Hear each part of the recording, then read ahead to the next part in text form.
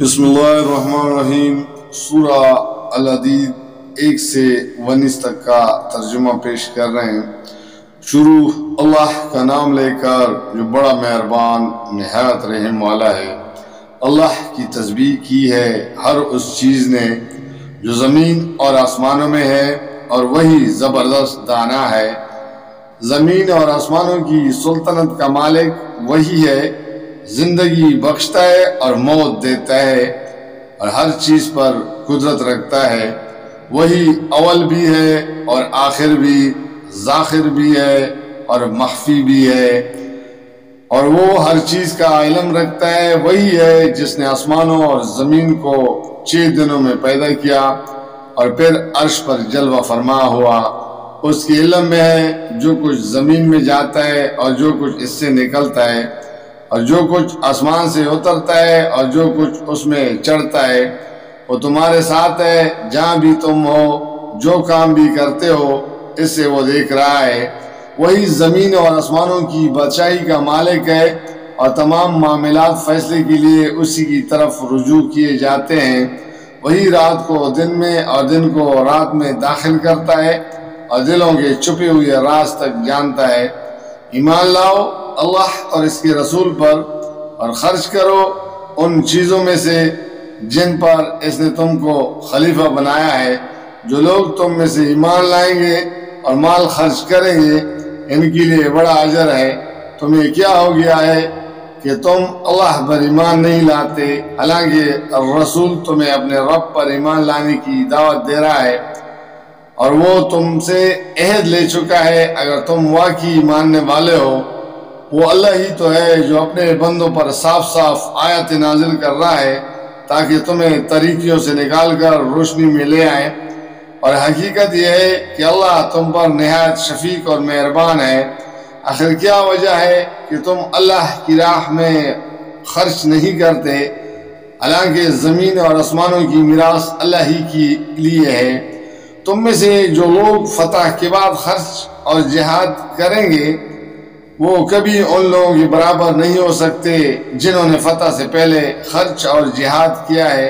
ان کا درجہ بعد میں خرچ اور جہاد کرنے والوں سے بڑھ کر ہے۔ اگرچہ اللہ نے دونوں ہی سے اچھے وعدے فرمائے ہیں، جو کچھ تم کرتے ہو اللہ اس سے باخبر ہے۔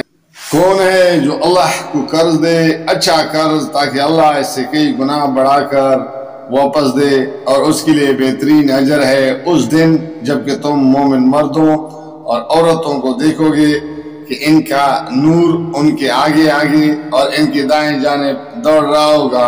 ان سے کہا جائے گا کہ آج بشارت ہے، تمہارے لیے جنتیں ہوں گی جن کے نیچے نہریں بہہ رہی ہوں گی، جن میں وہ ہمیشہ رہیں گے، یہی ہے بڑی کامیابی۔ اس روز منافق مردوں اور عورتوں کا حال یہ ہوگا کہ وہ مومنوں سے کہیں گے ذرا ہماری طرف دیکھو تاکہ ہم تمہارے نور سے کچھ فائدہ اٹھائیں، مگر ان سے کہا جائے گا پیچھے ہٹ جاؤ، اپنا نور کہیں اور تلاش کرو۔ پھر ان کے درمیان ایک دیوار حائل کر دی جائے گی جس میں ایک دروازہ ہوگا، اس دروازے کے اندر رحمت ہوگی اور باہر عذاب۔ وہ مومنوں سے پکار پکار کر کہیں گے کیا ہم تمہارے ساتھ نہ تھے؟ مومن جواب دیں گے ہاں، مگر تم نے اپنے آپ کو خود فتنے میں ڈالا، موقع پرستی کی شک میں پڑے رہے، اور جھوٹی توقعات تمہیں فریب دیتی رہی، یہاں تک کہ اللہ کا فیصلہ آ گیا، اور آخر وقت تک وہ بڑا دھوکے باز تمہیں اللہ کے معاملے میں دھوکہ دیتا رہا۔ لہذا آج تم سے کوئی فدیہ قبول کیا جائے گا، اور نہ ان لوگوں سے جنہوں نے کھلا کفر کیا تھا۔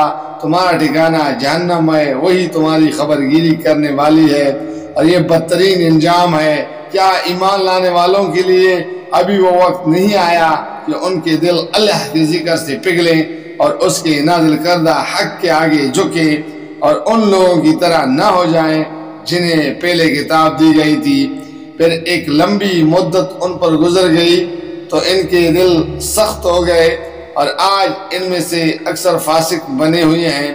خوب جان لو کہ اللہ زمین کو اس کی موت کے بعد زندگی بخشتا ہے، ہم نے نشانیاں تم کو صاف صاف دکھا دی ہیں، شاید کہ تم عقل سے کام لو۔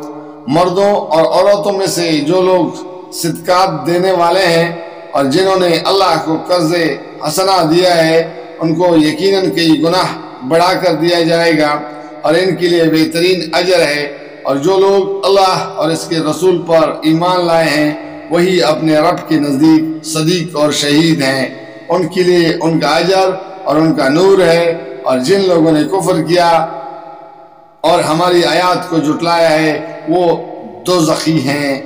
جزاک اللہ، فی امان اللہ۔